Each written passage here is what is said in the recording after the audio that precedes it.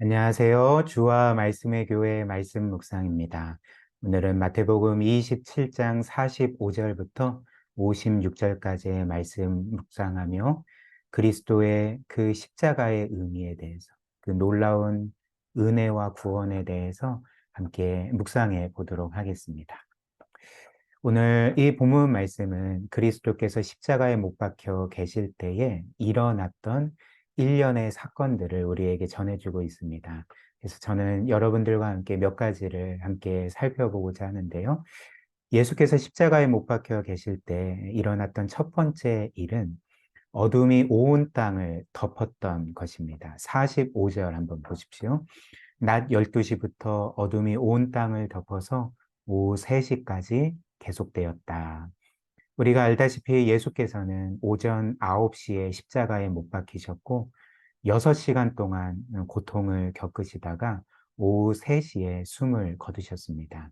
근데 오늘 본문이 우리에게 전해주는 바는 12시부터 예수께서 숨을 거두시는 3시까지 온 땅에 어둠이 덮였다는 것입니다. 그러니까 온 땅이 깜깜해졌다는 것이죠.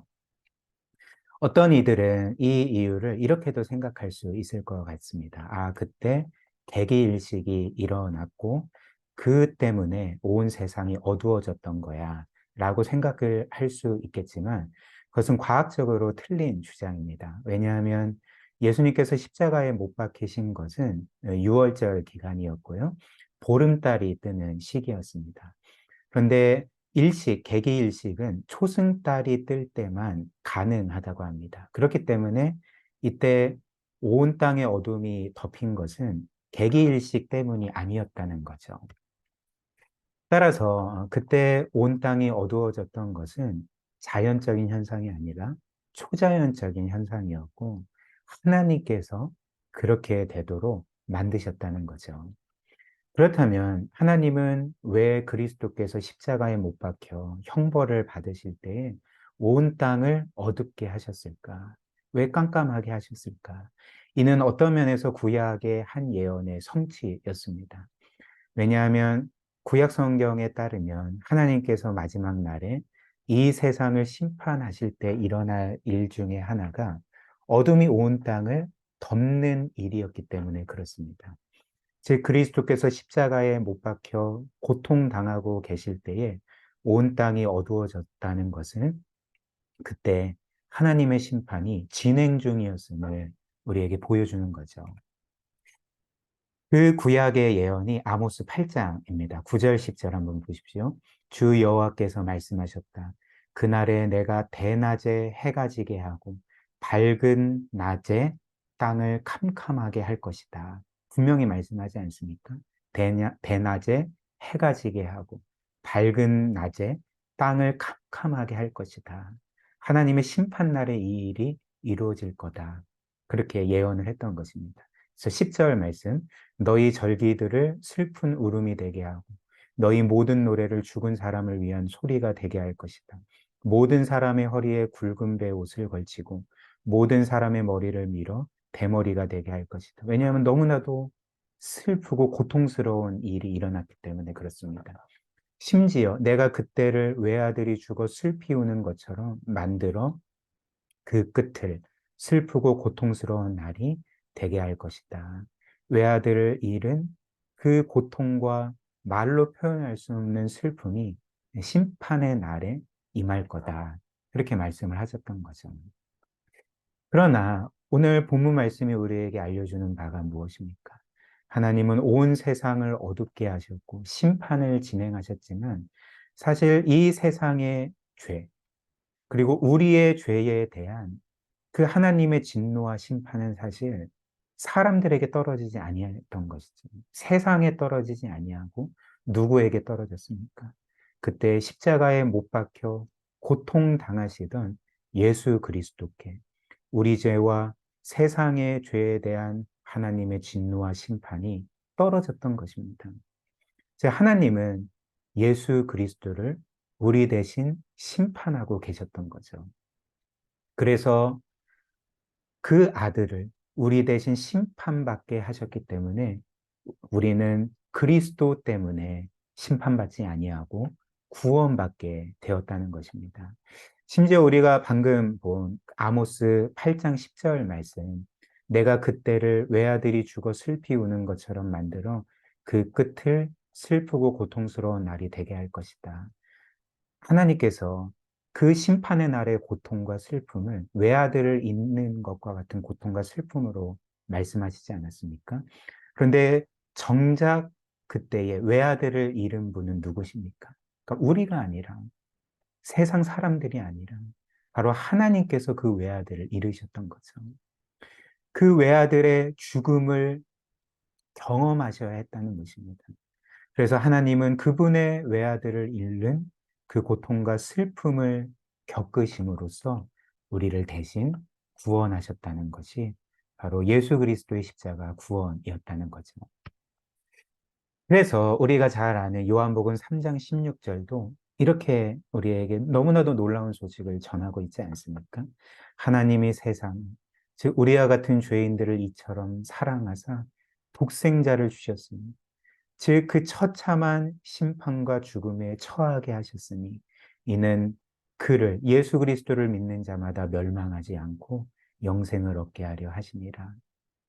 하나님은 우리를 사랑하셔서 그분의 독생자 예수 그리스도를 우리를 위해서 그 십자가 죽음에 아낌없이 내어주셨고, 그래서 그리스도께서 우리 대신 십자가에서 멸망당하심으로 우리는 그를 믿는 자마다 멸망당하지 아니하고 영생을 얻게 하려 함이라. 이 때문에 우리가 영생과 또 영원한 구원을 얻고 누리게 되었다는 것입니다.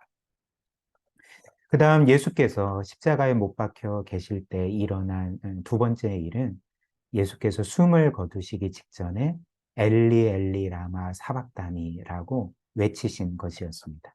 46절 한번 보십시오. 3시쯤에 예수께서 큰 소리로 부르짖어 말씀하셨다. 엘리 엘리 라마 사박다니. 그것은 나의 하나님 나의 하나님 어찌하여 나를 버리셨습니까? 라는 뜻이다. 예수께서는 엘리 엘리 라바 사박다니 하나님 왜 나를 버리셨습니까? 라고 부르짖으시며 결국 숨이 끊어지셨습니다. 그런데 사실 어떤 면에서 이것은 부정확한 말 아니겠습니까? 왜냐하면 예수님을 버린 사람은 사실 당시 사람들이었습니다. 대제사장들과 장로들과 또 사람들이 예수님을 버렸던 거죠. 심지어 제자들도 모두 예수님을 버리고 도망가지 않았습니까? 그래서 이런 것들을 생각하면 예수께서 십자가 위에서 너희들아 왜 나를 버렸느냐? 제자들아 왜 나를 버렸느냐? 이렇게 말씀하셔야 맞지 않겠습니까? 그러나 예수님은 돌아가시기 직전에 사람들이 아니라 제자들이 아니라 나의 하나님, 나의 하나님, 어찌하여 나를 버리셨나이까 하며 이렇게 부르짖으며 그분의 숨이 끊어졌던 거죠. 그렇다면 왜 예수님은 하나님께서 자신을 버리셨다라고 이렇게 부르짖으셨을까? 왜냐하면 우리가 앞에서 본 것처럼 예수님을 심판하고 계시는 그 재판관, 심판의 주체, 그분이 바로 사실 사람들이 아니라 대제사장들과 장로들이 아니라 당시 로마 정권이 아니라 바로 그분의 영원하신 아버지이셨던 그 하나님이 예수님을 심판하시고 버리셨기 때문에 그렇습니다. 그렇기 때문에 엘리 엘리 라마 사박다니라고 부르짖으셨던 거죠. 이사야 53장 6절 말씀 한번 보십시오. 우리는 다 양 같아서 그릇 행하여 각기 제 길로 갔거늘 여호와께서는 우리 모두의 죄악을 그에게 즉 예수 그리스도에게 담당시키셨도다. 그래서 이어서 10절이 우리에게 이렇게 알려주지 않습니까? 여호와께서 그에게 즉 독생자 예수 그리스도에게 상함을 받게 하시기를 원하셨다. 즉 하나님께서 그리스도께서 십자가에 못 박혀 그 극심한 고통을 겪으시고 죽게 하시기를 원하셨다는 거죠. 질고를 당하게 하시기를 원하셨다는 것입니다. 왜 그럴까요? 하나님께서 예수 그리스도를 심판하셔야지만, 버리셔야지만 우리가 구원받을 수 있고, 그리고 살아날 수 있었기 때문에 그렇습니다. 그래서 원래 하나님께 영원토록 버림받아야 됐던 자들은 죄인인 우리였지만, 하나님은 십자가 위에서 그분의 아들을 버리심으로써 우리가 하나님께 영원히 받아들여지게 하셨던 것입니다. 이것이 그리스도께서 십자가에서 이루신 우리의 구원이었다는 거죠. 그 다음 마지막 세 번째로 예수께서 십자가 위에 계실 때에 그분의 숨이 끊어지면서 지성소 휘장이 위에서 아래쪽으로 찢어지게 되었습니다. 50절과 51절 한번 보십시오. 예수께서 다시 큰 소리로 외치시고 숨을 거두셨다. 그런데 보아라, 성전 휘장이 위에서 아래까지 두 폭으로 찢어졌다. 이렇게 전해주고 있습니다. 우리가 알다시피 성전은 두 개의 방으로 구성되어 있었습니다. 성소와 지성소라는 방으로 구성이 되어 있었고요. 그래서 성소는 앞쪽에 위치해 있었고, 지성소는 뒤쪽에 위치해 있었습니다. 그리고 성소와 지성소를 구분하는 중간에 휘장이 있었는데, 그것이 바로 성전 휘장이었던 거죠. 그리고 안쪽 방인 지성소에는 하나님께서 직접적으로 임재하시는 공간이었습니다. 그렇기 때문에 그 누구도 함부로 들어갈 수 없었고요. 대제사장만이 1년에 단 한 차례, 즉 대속죄일에만 잠시 들어갈 수 있었던 공간이었습니다. 그런데 오늘 본문 말씀이 우리에게 전해주는 것처럼 예수께서 십자가 위에서 숨을 거두셨을 때에 이 지성소를 막고 있던 휘장이 위쪽에서 아래쪽으로 찢어졌던 거죠. 근데 사실 그 휘장은 자연적으로 찢어질 수 있는 것이 아니었습니다. 왜냐하면 일단 그 휘장은 높이가 18m였고요. 폭이 9.1m의 거대한 휘장이었습니다. 그리고 두께도 매우 두꺼웠기 때문에 결코 그것은 자연적으로 찢어질 수 없는 것이었다는 거죠. 그런데 오늘 본문 말씀이 우리에게 전해주는 것처럼 예수께서 십자가 위에서 숨을 거두셨을 때에 이 성전의 휘장이 아래쪽에서 위쪽이 아니라, 만약에 아래쪽에서 위쪽으로 찢어졌다면 사람이 인위적으로 찢었다라고 생각을 할 수도 있겠지만, 그러나 위에서 아래쪽으로 찢어졌던 것입니다. 그렇다면 이는 무엇을 의미할까요? 바로 하나님께서 그 성소의 휘장을 찢으셨다는 거죠. 친히 위쪽에서 아래쪽으로 찢어지도록 그렇게 역사하셨다는 것입니다. 그렇다면 하나님이 그 성소 휘장을 찢으신 이유가 무엇이겠습니까? 원래 하나님께서 성전을 이스라엘 백성에게 허락하신 그 이유와 목적은 죄를 지은 이스라엘 백성이 언제든지 속죄 제사를 드림으로 죄 용서를 받고 하나님과의 관계가 회복되고 화목될 수 있도록 하시기 위함이었습니다. 즉 성전의 목적은 물론 하나님을 예배하는 것도 있었지만 죄 용서와 죄로 인해 깨어진 하나님과의 관계가 회복되는 것에 있었다는 거죠. 그런데 그리스도께서 십자가 위에서 이루신 일이 무엇입니까? 그리스도께서는 우리 죄를 친히 담당하셔서 그분이 십자가에 못 박혀 죽으심으로 자기 자신을 속죄제물로 드리셨던 것입니다. 그것도 우리의 죄를 위한 영원한 속죄제물로서 영원한 제사를 드리셨던 거죠. 그렇기 때문에 이제 그리스도께서 우리 죄를 위한 영원한 제사로서 영원토록 우리를 구원하셨기 때문에 이제 더 이상 성전이 필요 없게 되었다는 것입니다.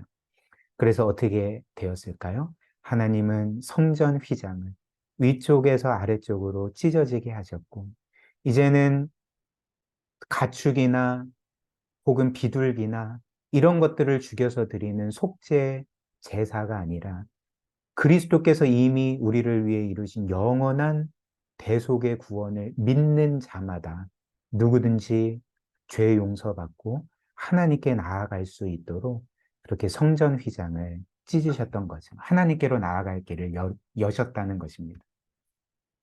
그래서 히브리서 10장 19절 20절이 우리에게 이렇게 전해주고 있는 거죠. 그러므로 형제들아 우리가 예수의 피를 힘입어 성소에 들어갈 담력을 얻었나니 그 길은 우리를 위하여 휘장 가운데로 열어놓으신 새로운 살 길이요 휘장은 곧 그의 육체니라. 우리는 이제 예수 그리스도를 믿었기 때문에 우리의 과거와 현재의 죄뿐만 아니라 미래의 모든 죄까지 단번에 용서를 받게 되었습니다. 우리는 하나님께 죄 없다 선언받았을 뿐만 아니라 그리스도와 같이 너희는 의로운 자다, 완전한 자다 선언을 받았고 더 나아가 하나님의 자녀로 영원토록 입양되어서 받아들여졌고 이제 그리스도와 함께 그분의 영원한 나라와 모든 것을 상속받는 자들로 세워졌습니다. 즉 우리는 예수 그리스도의 십자가를 통해 모든 것을 얻는 자라는 것입니다. 정말 말 그대로 우리는 모든 탁월하고 영원하고 영광스러운 것들을 얻었고 그리고 가장 특별하게는 우리 모두는 하나님께 영원토록 사랑을 받는 존재가 되었다는 것입니다. 우리가 이 사실을 기억할 때 그리스도 안에서 그 무한하고 영원한 사랑, 은혜, 그 영광, 모든 것을 받았다는 것을 우리가 기억할 때 이제는 우리 또한 우리의 모든 것을 하나님께 드릴 수 있지 않겠습니까? 또 마땅히 드려야 되지 않겠습니까? 이것이 우리가 그리스도의 십자가를 기억하고 묵상할 때에 하나님을 향해 마땅히 드려야 될 고백과 또 삶이라는 것입니다. 우리 말씀 기억하며 함께 기도했으면 좋겠습니다. 우리가 몇 주 동안 예수 그리스도의 그 순환과 또 십자가의 고통과 죽음과 이루신 영원한 구원을 함께 살펴보았는데요. 이처럼 그리스도께서 십자가 위에서 우리를 위해 겪으신 모든 일과 이루신 모든 구원을 늘 기억하고 묵상하는 것은 신자의 삶에 있어서 가장 중요한 일이라 할 수가 있습니다.